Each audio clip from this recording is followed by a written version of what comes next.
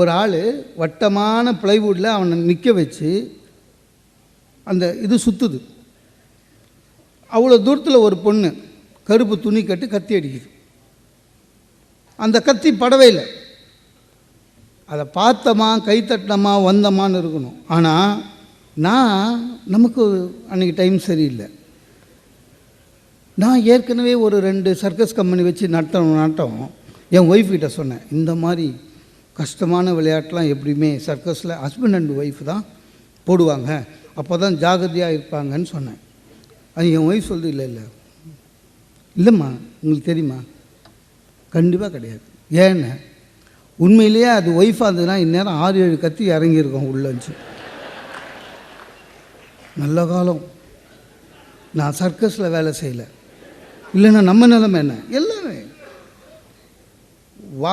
நம்முடைய